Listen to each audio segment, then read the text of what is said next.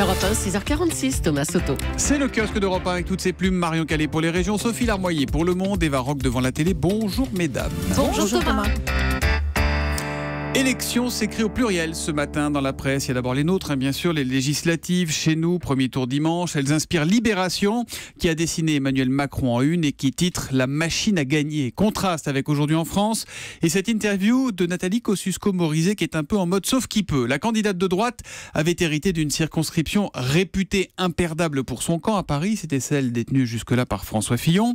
Eh bien, les sondages lui laissent fort peu d'espoir à NKM. Dans 10 jours, ma voix peut s'éteindre, s'inquiète-t-elle. L'opinion s'interroge sur la future loi travail. Elle complique le sprint final, titre le journal.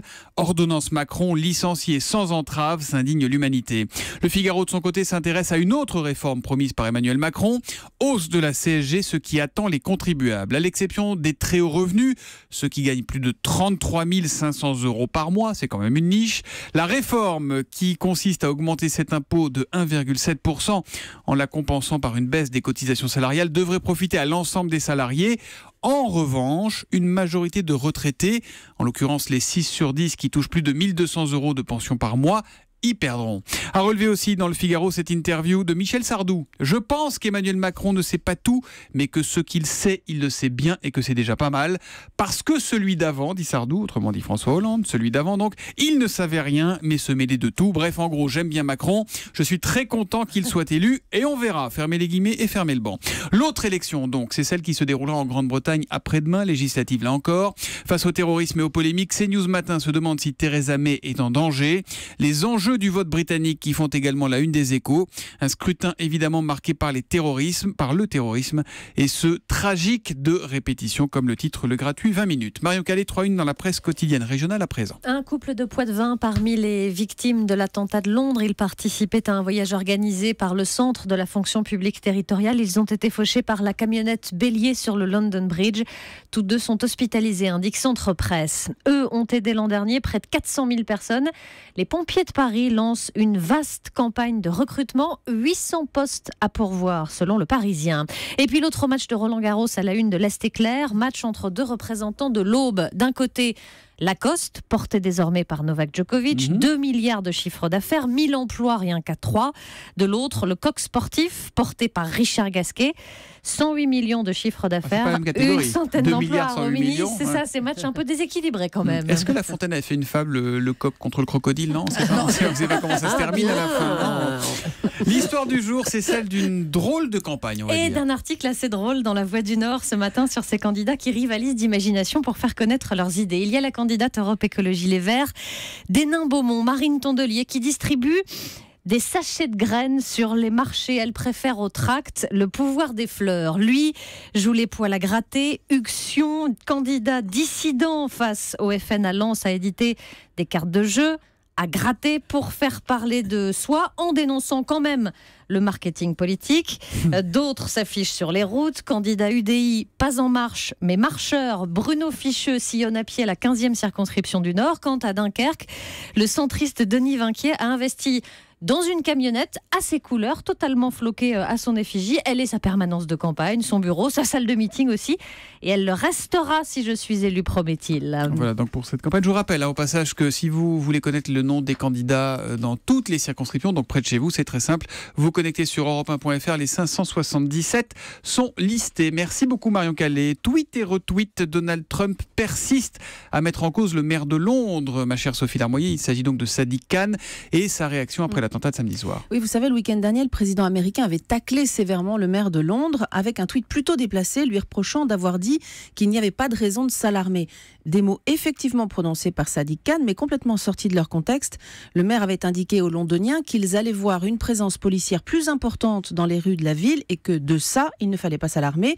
Ce que son équipe a dû réexpliquer dimanche, en précisant que Sadiq Khan avait plus urgent à faire que de répondre aux tweets accusateurs. Et donc Trump n'a pas résisté. Hier au réveil, il a tweeté à nouveau « Excuse l'excuse pathétique du maire de Londres qui a dû vite trouver une explication. Alors, il y a un passif entre les deux. C'est pas la première fois qu'ils s'étrillent, Trump et Sadiq Khan. Ouais, et le site de la BBC nous le rappelle dans un article titré « Trump ravive la querelle avec le maire de Londres ». Vous savez, Sadiq Khan, il a des origines pakistanaises, il est musulman, et il avait critiqué le décret anti-immigration du président américain. Mais même avant l'élection, quand Trump était encore le candidat qui voulait interdire le sol des États-Unis aux musulmans, Sadiq Khan avait espéré qu'il perdrait méchamment en le traitant au passage de bouffon.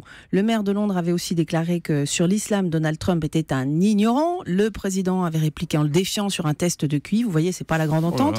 Et hier soir à Londres, après la veillée organisée en hommage aux victimes, Sadiq Khan a dit qu'il ne laisserait personne, ni Trump ni qui que ce soit, diviser la communauté. En tout cas, ces derniers tweets de Trump ont choqué au Royaume-Uni. Et pas seulement au Royaume-Uni, puisqu'aux États-Unis, la chaîne NBC a demandé hier à la conseillère de Trump, Kellyanne Conway, si le président devait s'excuser auprès de Sadiq Khan. Alors ? Et sa réponse extraordinaire tourne en boucle partout depuis. Elle s'est agacée contre cette obsession des médias à couvrir tout ce que dit le président sur Twitter. Ah. Alors effectivement, les journalistes américains, c'est vrai, qu'il est président des États-Unis, quoi. Donc voilà. Et c'est vrai que désormais, les journalistes américains traitent les tweets ravageurs du matin de Trump comme des communiqués de la Maison-Blanche, d'autant que Trump y contredit souvent ses propres troupes. Voilà. Bon, mais est-ce que le problème, c'est quoi? C'est qu'il tweet ou qu'on lit ses tweets? Exactement. On demandera à Raphaël Antoven.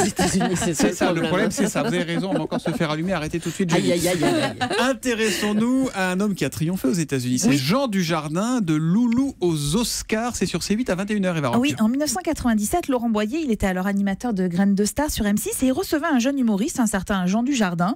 Et donc, 20 ans plus tard, il dresse le portrait alors d'un garçon né ultra timide, vous l'entendrez ce soir, qui a commencé à parler à l'âge de 9 ans et puis qui est devenu un acteur glamour, oui, qui C'est pour ça qu'il a joué dans The Artist, il ne parlait pas avant. Il a fait le casting à 8 ans. Et alors, vous savez que pour obtenir un Oscar à Hollywood, il faut faire une campagne, mais alors quasi présidentielle dans tous les médias. C'est un marathon épuisant avec son lot de désagréments.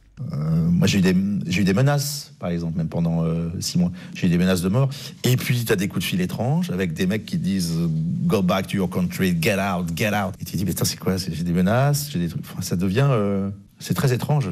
C'était Donald Trump, donc j'ai Get back to your country, retourne dans ton pays. Et puis le 26 février 2012, ça a été la délivrance devant un parterre de stars. Oh putain, génial, merci, formidable, merci beaucoup, I love you. Alors évidemment, la question légitime qui se pose, c'est est-ce qu'il a pris la grossette après cet Oscar? Alors évidemment, non, disent ses frères, les amis d'enfance et les copains comédiens. Puis vous savez, dans ces moments-là, il y a toujours les enfants qui vous ramènent à la réalité. Le matin, ils étaient au petit-déj, j'étais un peu plus jeune, mais j'ai posé l'Oscar sur la table, je leur dis alors, qu'est-ce qu'on dit? Ils m'ont fait, on a faim. Je dis, bon, c'est bon, vous êtes assez protégés, quoi. Alors c'est évidemment un portrait très flatteur, mais qui est réussi de Jean Dujardin avec la participation de Jean-Paul Belmondo, des extraits de ses débuts et puis surtout un regard très juste sur son métier d'acteur et sur la nécessité de continuer à travailler encore avec humilité. Voilà, Jean Dujardin de Loulou aux Oscars, c'est ce soir à 21h et c'est sur C8. Merci les kiosquières. Europe 1, 6h53. Le Canada aurait trouvé la formule magique pour lutter contre le pantouflage. C'est ce qu'affirme Noël Mamère. Pour savoir ce qu'est vraiment le pantouflage et surtout si l'écologiste dit vrai ou faux, il faut écouter Géraldine Vosner tout de suite. 6h30, 9h, la matinale d'Europe 1.